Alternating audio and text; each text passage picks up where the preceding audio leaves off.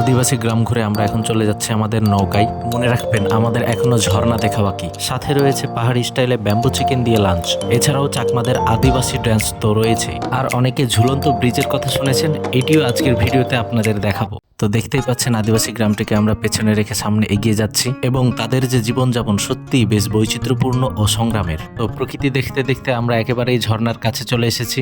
যদিও আমাদের সুবলং ঝর্ণা দেখতে যাবার কথা ছিল, কিন্তু আনফরচুনেটলি সেখানে আর যাওয়া হয় নাই। এখন যে ঝর্ণাটিতে যাচ্ছি সেটাকে ছোট সুবলং বলা হয়, আর সত্যি ঝর্ণাটির কাছে গিয়ে প্রাণটা জুড়িয়ে গেল।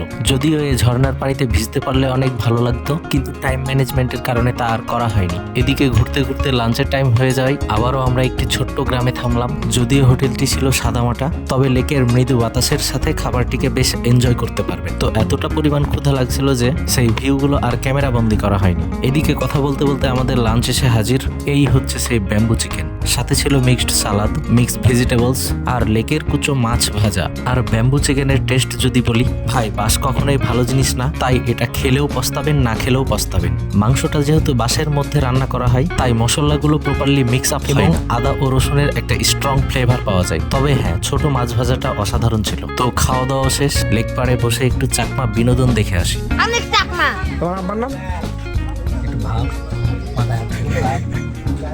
মান চাকমা। আমার নাম পিঙ্কি চাকমা।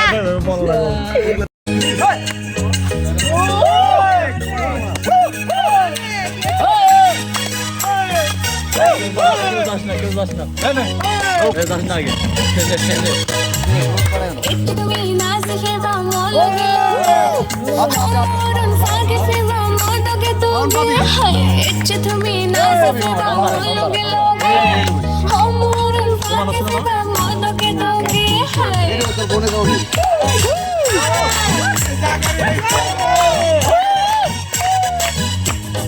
ইচ্ছে তুমি না শিখে বামলগে লগে অমরন ফাকে ফেবা মদকে তোগে নাজানি আমি পাগে নাজানি আমি নাজে দূরে দূরে শিখেই দিতে শিখি দূরে দূরে শিখেই দিতে দিফেলুঙ্গাই কিন্তু তুমি ফাগে ফেবা দিফেলুঙ্গাই কিন্তু তুমি নাজি ফেবা ফাগে ফেলে ফেলো নাই হমরন দড়ি শিকা নাজি ফেলে ফেলো নাই হমরন দড়ি শিকা ইচ্ছে তুমি নাজি ফেবা লগে লগে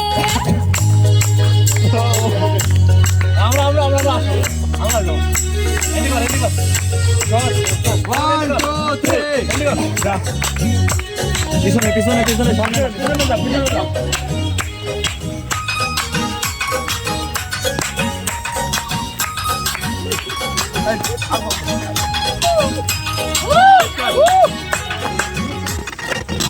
তো গাইজ, খাওয়া দাওয়া শেষে আমরা সবাই এখন ক্লান্ত, কিন্তু থেমে থাকলে চলবে না। আমাদের যেতে হবে ঝুলন্ত ব্রিজ দর্শনে।